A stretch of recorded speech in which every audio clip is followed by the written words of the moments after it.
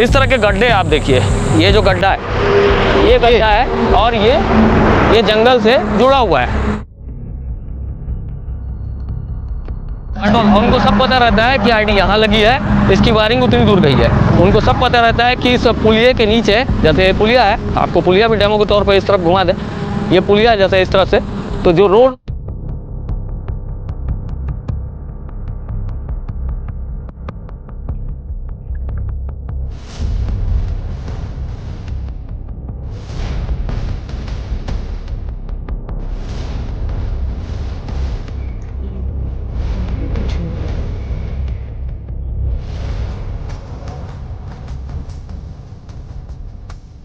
क्या है, इसके पीछे में भी अगर छुपे होंगे तो शायद समझना। हाँ, विजिबिलिटी कम पड़ती है। जैसे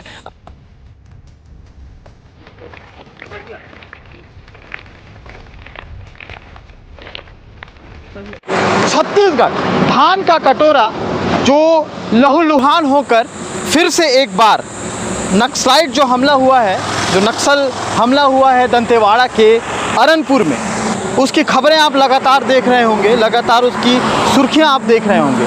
किस तरह घने जंगलों के बीच जब जवान जो थे, 11 जवान शहीद हो गए, जो नक्सल प्रभावित क्षेत्रों में मूवमेंट कर रहे थे, वहाँ पर मार्च कर रहे थे, उस दौरान एक अटैक होता है। हमेशा से एक आदत रही है नक्सलियों की, पीठ पे खंजर भोंकना, बिल्कुल उसी तरह से फिर से एक बार ऐसे वारदात को अंजाम दिया गया है। हम जो घटना कल हुई है उसको, उसके मूवमेंट को एक डेमो की तरह यहाँ इस क्षेत्र में दिखाएंगे। हमारे साथ हमारे सहयोगी शशिकांत तिवारी जी हैं, जो इससे पहले भी नक्सलाइट बेल्ट पे जा कर के रिपोर्टिंग कर चुके हैं। इनसे जानते हैं जिस तरह से ये एरिया है और जिस तरह से कल घटना हुई है, क्या किस तरह से ये लोग प्लानिंग करते हैं, किस तरह से लोग आईडी प्लान करते हैं। इस जो कल की घटना है और जो बाकी जो रोड ओपनिंग पार्टी को निशाना बनाया जाता है या कॉन्वॉय को निशाना बनाया जाता है, उसका एक रिक्रिएशन के तौर पे हम आपको समझाने की कोशिश करेंगे। जो दर्शक नक्सलवादी क्षेत्रों में बहुत दूर से इन चीज़ों को महसूस कर पाते हैं, उनके लिए समझना बहुत ज़रूरी है कि होते कैसी हैं, जो घटनाएँ होती हैं वो कैसी होती हैं। तो आप समझ लीजिए कि कल की घटना को अपन सामने रख के बात करते हैं। आप समझ लीजिए कि जैसे मेरे पीछे ये सड़क मान लीजिए अरनपुर जाती है, ये एक नेशनल हाईवे है और ये मान लीजिए अरनपुर जाती है, और इस तरफ है Dantewada. Dantewada main base camp है और वहाँ से जो बाहर के इलाके हैं, जो जंगली इलाके हैं, वहाँ कॉन्वॉय भेजा जाता है। अगर उनको कोई सूचना मिलती है कि नक्सली का मूवमेंट है या कोई बड़ा नक्सली कैडर आया हुआ है, तो यहाँ से ऐसे रोडों के जरिए उनको अलग अलग क्षेत्रों में डिप्लॉय किया जाता है। मार्च जैसा जाते हैं, मार्च जैसा भी जाते हैं।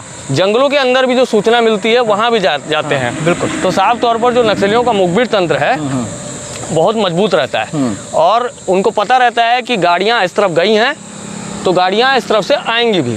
तो वो जनरली ये होता है कि गाड़ियों के आने के समय, जब लौटने के समय होता है, उस समय वारदात को अंजाम देने की कोशिश करते हैं। वारदात को अंजाम कैसे देते हैं? जैसे ये सड़क है सीमांत, ये मैं दिखाना चाहूँगा, एक बहुत बढ़िया सड़क है, दिखाएं। एक बहुत बढ़िया सड़क है। इसी तरह से जो नक्सल प्रभावित क्षेत्रों में भी सड़कें बनती हैं। इस तरह के गड्ढे आप देखिए, ये जो गड्ढा है ये गड्ढा है और ये जंगल से जुड़ा हुआ है। अब इस जगह पे अगर इनको वारदात करनी है, आईडी लगानी है, तो इस जगह से होल मारकर सड़क के जो मिड पार्ट है यहाँ तक कोशिश ये की जाती है कि यहाँ पर आईडी पहुँचा दी जाए और साफ तौर पर अंदर से और यहाँ की मिट्टी हटा दी जाती है, ताकि लोगों को ये ना लगे, या जो सैन्य बल जा रहा है उनको ये ना लगे कि यहाँ पर कुछ भी आईडी लगी हुई है या यहाँ भी कोई वर्क हुआ है। तो यहाँ की मिट्टी हटा दी जाती है। उस जगह से वहाँ से लैंडमाइन को कनेक्ट करते हुए अंदर जंगलों के अंदर में वायरिंग ले जाकर छोड़ दी जाती है 50-100 मीटर अंदर में। और जो एम्बुश लगते हैं वो इस तरह से होते हैं कि कई बार, अभी जो कल की घटना हुई इसमें तो ब्लास्ट हुआ है, ब्लास्ट करने के बाद में हैवी फायरिंग भी होती है। तो इस तरह से जंगलों के चारों तरफ एक एम्बुश का वातावरण भी निर्मित किया जाता है, जहां उनके जो सशस्त्र लोग रहते हैं, नक्सलियों के हथियारों से लैस रहते हैं, वो लोग घेराबंदी करके चारों साइड से रखते हैं। और कल की जो घटना हुई है, धान के भटकाने के लिए ये लोग मजदूरों का भी वहाँ से जो कल की घटना हुई है, जैसे कि अरनपुर से पार्टी गई थी, पहले पार्टी वापस आ रही थी, वापस आ रही थी तो ये जानकारी आ रही है कि एक गाड़ी जो कॉन्वॉय की थी वो आगे निकल जाती है और जैसे कि ये स्पॉट, अपन इसको स्पॉट मान लें, थोड़ी दूर पहले जो बच्चे तीज त्यौहार मनाते हैं, तो वो तीज त्यौहार मनाने के लिए क्या करते हैं, गाँव में रस्सियाँ बांधकर या रोक कर बोलते हैं कि भैया हमको कुछ दे दीजिए। तो बच्चों का इस्तेमाल किया गया यहाँ पर। अच्छा, इस तरह से गाड़ी जो है काफ़ी रफ्तार से आती है, उस गाड़ी की रफ्तार को धीमा करना पड़ता है। और धीमा इसलिए किया जाता है ताकि मान लीजिए इस एरिया में आईडी लगी हुई है, इस एरिया में आईडी लगी है, तो उनको टाइमिंग पता रहता है। डेटोनेटर के जरिए वायर कनेक्ट किया जाता है और उनको टाइमिंग पता रहता है कि वहाँ पर बैटरी कनेक्टिविटी कब देना है, और यहाँ पर गाड़ी जब पहुँचेगी उसके बाद उनका एक समझ लीजिए कि वी शेप रहता है। ये वायरिंग हो गई, आप समझ लीजिए वी शेप ऐसा रहता है जो ये एक सड़क को कवर करता है। उनको मालूम है कि उस टाइमिंग से वहाँ से कनेक्ट करना है, और इस वी शेप के रेंज में जैसे ही गाड़ी आती है उस गाड़ी को धमाके से उड़ा दिया जाता है। तो कल की घटना बहुत दर्दनाक और हृदय विदारक रही है। मतलब आप सोचिए कि दर्शक, हम उन चीज़ों को दिखा नहीं सकते, हमारे पास तो फुटेजेस आई हैं, उन फुटेजेस को दिखाया नहीं जा सकता। जवानों की जो लाशें हैं शत विक्षत हालत में हैं, उनके जो असलहे हैं वो टूट के बराबर हो गए हैं। गाड़ी जो है कई फीट इकाई है, बिल्कुल फट गई है गाड़ी। अब सोचिए कि लोहे की गाड़ी वो फट जाती है, एंटी लैंडमाइन व्हीकल तक उड़ा देते हैं। हाँ। अगर जो आईडी में अगर हैवी एक्सप्लोजिव डाल दिया जाता है, अमोनियम नाइट्रेट वगैरह का इस्तेमाल वो लोग करते हैं, इस तरह से जिलेटिन का इस्तेमाल करते हैं। तो हैवी एक्सप्लोजिव अगर डाल दिया जाता है तो उसमें बहुत ज़्यादा पैमाने पे, मतलब जो एंटी लैंडमाइन गाड़ी वो काफ़ी हैवी रहती है, वो भी 20-20 फीट ऊपर फेंका जाती है। तो इस तरह के उसकी बेस प्लेट बहुत मजबूत रहती है। कल की जो गाड़ी उड़ी है वो समझ लीजिए कि एक छोटी सी पिकअप वैन टाइप की गाड़ी थी, जिसमें 10 जवान और एक ड्राइवर। जैसे ही पहुंचते हैं बच्चे वहाँ थोड़ी दूर पे उनको एक सिग्नल देते हैं कि यहाँ हम लोग का त्यौहार है। बच्चों का इस्तेमाल किया असल में गाड़ी के स्पीड को कम करने के लिए, बच्चों को सामने रख करके, और इस तरह से और जैसे ही गाड़ी हमले को ऐसी जगह पे पहुंचती है, यहाँ से जो उसके बाद जो फोर्स आई थी, बैकअप पार्टी जो आई थी, बैकअप पार्टी जंगलों के अंदर भी गई थी। जंगलों के अंदर जाकर यहाँ से जो वायरिंग जाकर वहाँ जहाँ से हम लोग बैटरी कनेक्टिविटी देते हैं वहाँ तक भी सर्च आउट हुआ है।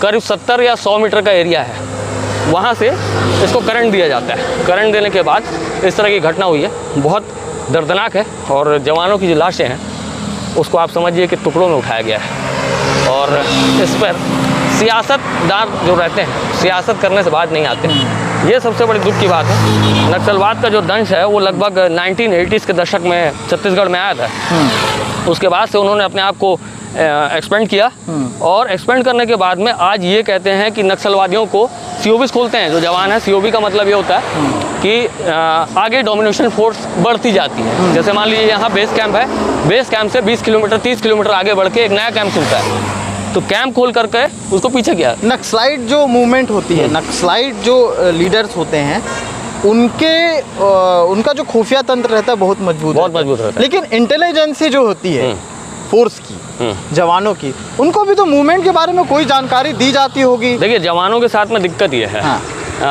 आप अगर वर्दीधारी नक्सली देखेंगे तो आप उनके ऊपर हथियार चला सकते हैं, लेकिन आप अगर गांव से गुजर रहे हैं, अब गांव में कौन नक्सली का सपोर्टर है, कौन उनको सिंपैथी प्रदान करने वाला है, उसको पहचानना, उसके खिलाफ आप आर्म्स भी नहीं तान सकते हो।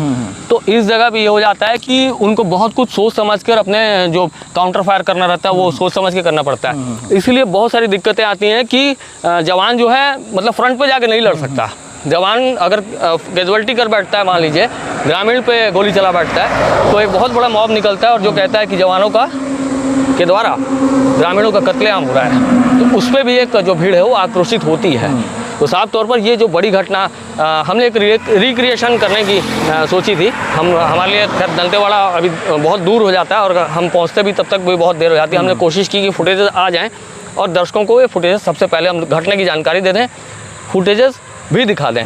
आज इस रिक्रिएशन को करने का मकसद ये है कि दर्शकों को जो दूर रहते हैं, जो नक्सल प्रभावित क्षेत्रों से दूर रहते हैं, जिनको पता नहीं रहता आईईडी क्या होती है, इम्प्रोवाइज्ड एक्सप्लोजिव डिवाइस होता है, उसको ये लोग लोकल जो यूरिया वगैरह है और जो जिलेटिन वगैरह है उससे उन्होंने एक परिष्कृत बम बनाने की तरीका सीख लिया है और उसको इस्तेमाल करते हैं।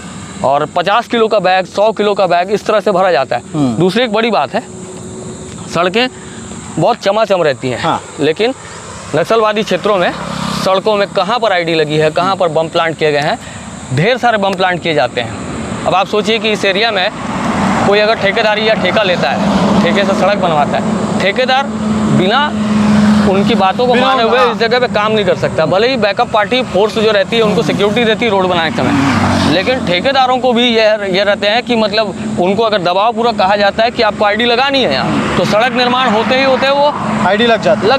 कंट्रोल उनके हाथ में रहता है। कंट्रोल उनको सब पता रहता है कि आईडी यहाँ लगी है, इसकी वायरिंग उतनी दूर गई है। उनको सब पता रहता है कि इस पुलिये के नीचे, जैसे ये पुलिया है, आपको पुलिया भी डेमो के तौर पर इस तरफ घुमा दें, ये पुलिया जैसे इस तरफ से, तो जो रोड ओपनिंग पार्टी की कल हम बात कर रहे थे, रोड ओपनिंग पार्टी का ये होता है कि जैसे कोई भी मूवमेंट होता है, चाहे जवानों के जो काफिला है उसका मूवमेंट हो, कॉन्वॉय का मूवमेंट हो, या फिर किसी नेता या मंत्री का आना जाना हो, तो सबसे पहले रोड ओपनिंग पार्टी दोनों साइड को सर्च करती हुई जाती है। इस तरह के जो पुल पुलिये हैं, इस तरह के पुल पुलियों में भी ऊपर से भी सर्चिंग होती है, नीचे से भी जाकर चेक किया जाता है कि वहाँ कोई वायरिंग तो नहीं है, वहाँ कोई जमीन तो नहीं खोदी गई है, वहाँ कोई आईडी प्लांट तो नहीं है। जब पूरा रास्ता क्लियर हो जाता है, तब बैकअप पार्टी जो पीछे से आ रही है, कॉन्वॉय आ रहा हो या नेता मंत्रियों का मूवमेंट हो रहा हो, वो उसको हरी झंडी दी जाती है, तब वो मूव करता है। तो कल की घटना में ये हुआ है कि ये जो फोर्स वापस लौट रही थी रंगपुर से, उसके आगे कोई बैकअप पार्टी, मतलब बैकअप पार्टी बोलना चाहिए, आरोपी रोड ओपनिंग पार्टी, वो आगे सर्च आउट करके नहीं गई थी। बहुत दुखद है ये घटना, और लगातार हम लोग दंश झेल रहे हैं नक्सलवाद। 11 जवान शहीद हुए हैं, और उसके बाद फिर मुख्यमंत्री भूपेश बघेल का ये बयान आया है कि जड़ से इसे ख़त्म करने की पूरी कोशिश की जाएगी, लड़ाई लड़ी जाएगी। तो इस तरह से चीज़ें हैं, और हमेशा ये होता है कि सुर्खियों में फिर से लाल आतंक का आता है हेडिंग, और उसके बाद फिर कुछ दिन के लिए थम जाता है, उसके बाद से फिर, तो आखिर ये जो फिर से जो क्रिएट होता है प्रॉब्लम, ये चीज़ें जो होती हैं, इसको लेकर के कोई ठोस कदम क्यों नहीं? देखिए, राजनेता अपने हिसाब से, जिस हिसाब से राजनीतिक का जो सिनेरियो बनता है, उस हिसाब से बयानबाजियाँ करते हैं जी। जैसे प्रदेश में अगर बीजेपी की सरकार है तो कांग्रेस हमलावर हो जाती है, कांग्रेस की सरकार है तो बीजेपी हमलावर हो जाती है।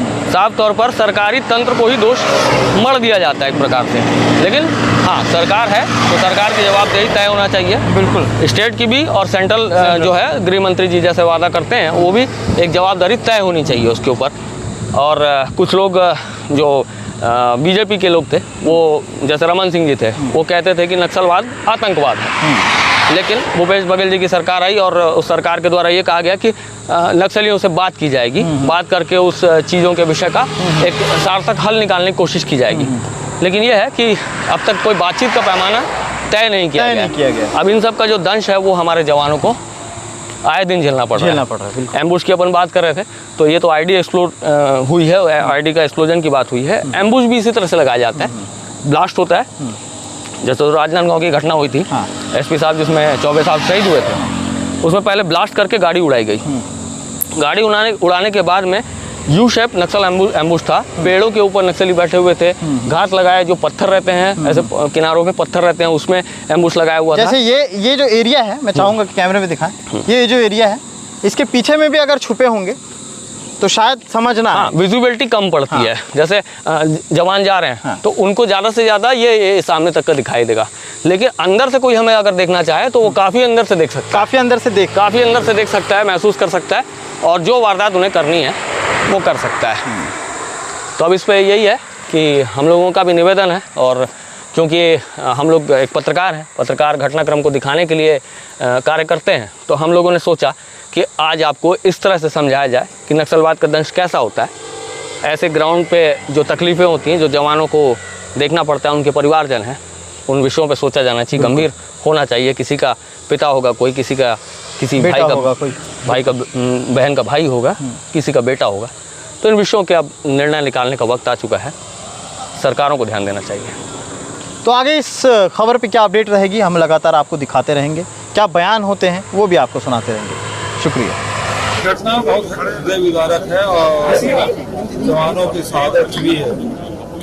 10 हमारे डीआरजी के जवान शहीद हुए हैं, और एक सिविलियन है, 11 लोगों के आईडी ब्लास्ट में शहादत हुई है। मैं उनके परिवार के प्रति संवेदना व्यक्त करता हूँ, लेकिन ये जो शहादत है वो बेकार नहीं जाएगी।